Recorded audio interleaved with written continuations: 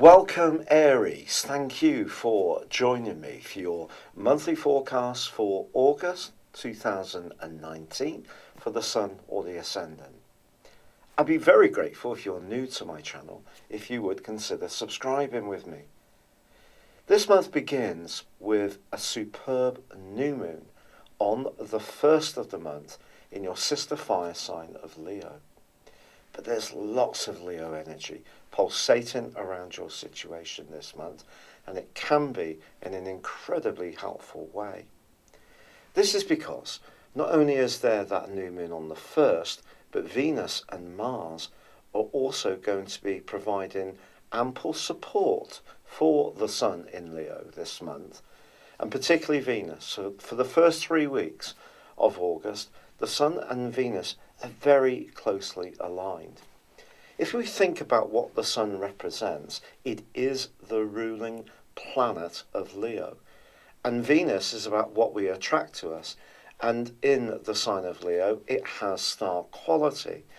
For you, your fifth house, this Leo energy, augmented by your ruler Mars through to the 18th, gives you an opportunity to really up your vibration when it comes to your talents, your aspirations, the things that give you real pleasure, the things that you can do that give you a sense of wholeness and completeness, the fun things in life, but also the more creative things too.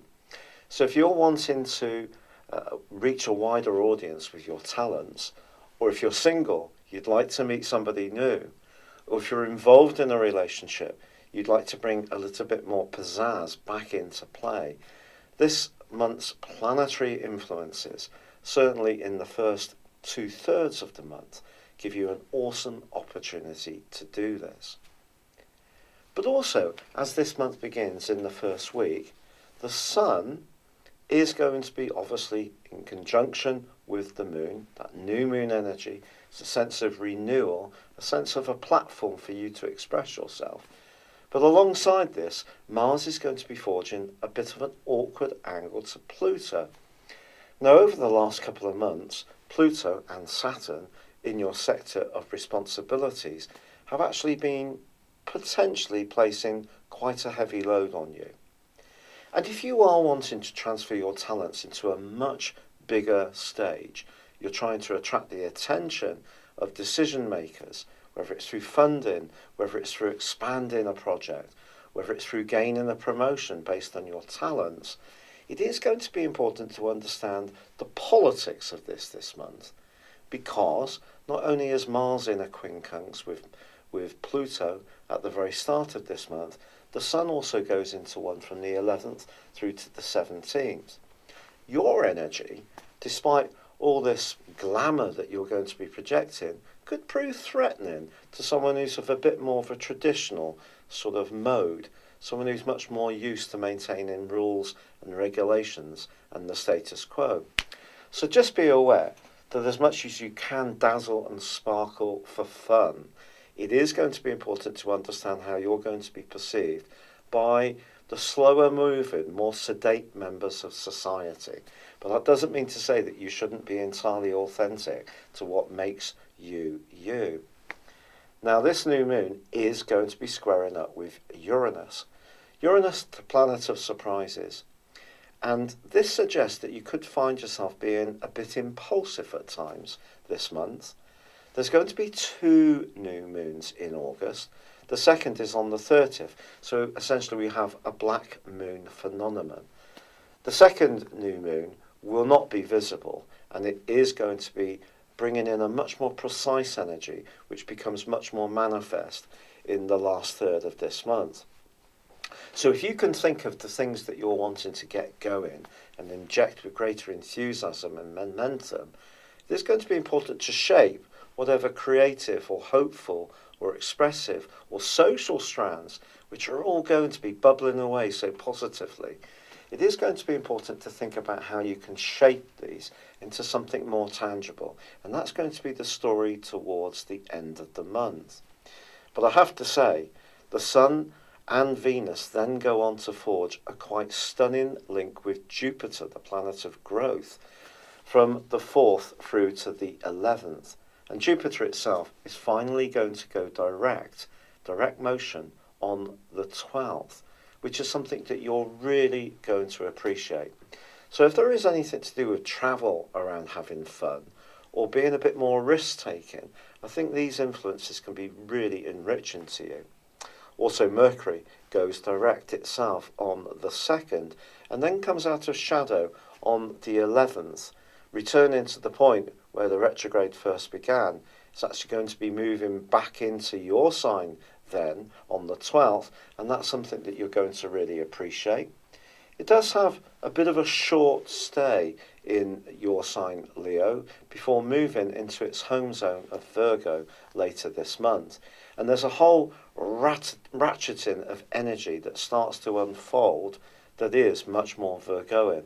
This begins on the 18th, when Mars ends its 6-week transit through the sign of Leo, which has been particularly auspicious for you. And I do feel that the first 2 weeks of this month are going to be particularly significant. This is because each zodiac sign is separated into 3 decans. The last decan of Leo, the last 10 degrees, is actually governed by Mars, your ruler. So Mars moving back into this situation we would be talking about the 8th through to the 17th, gives you an awesome opportunity then to really step up your energy. And the charisma of your nature, which is natural to you when you're in a real flow forward situation, it's really going to bubble to the fore. It's going to be really exciting for you. If you do need to initiate anything, impress anyone, show great motivation or drive or single-mindedness or determination to express your talents, then that's all building up a momentum. But on the 18th, Mars does truly move into the sign of Virgo. Now, Mars, of course, is about individuality, and Virgo energy is a bit more sacrificial. It's a bit more about being concerned with what other people's needs are, but also it's to do with the detail of things.